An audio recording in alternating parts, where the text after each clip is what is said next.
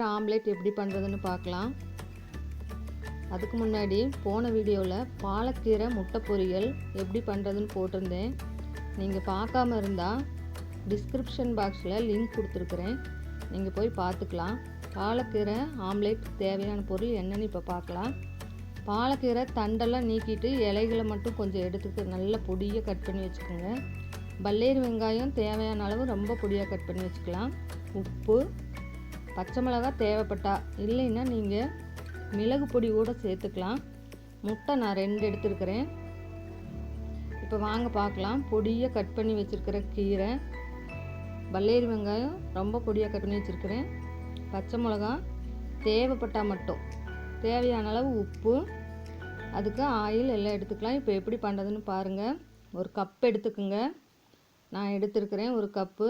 அதில் கொஞ்சமாக கீரை, தேவையான அளவு வெங்காயம், பச்சை மிளகா நான் போடுறேன், தேவைப்பட்டால் நீங்கள் போடுங்க, இல்லைன்னா மிளகு பொடி சேர்த்துக்குங்க.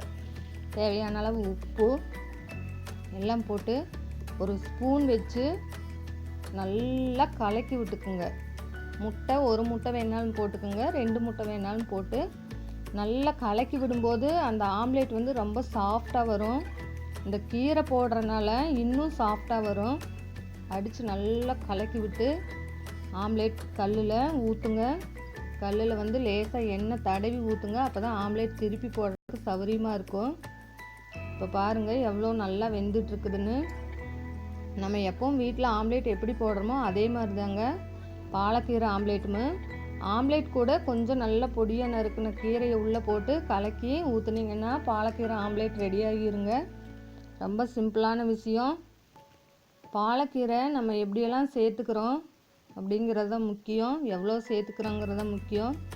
அடுத்த வீடியோவில் பாலக்கீரை தோசை பண்ண போகிறேன்.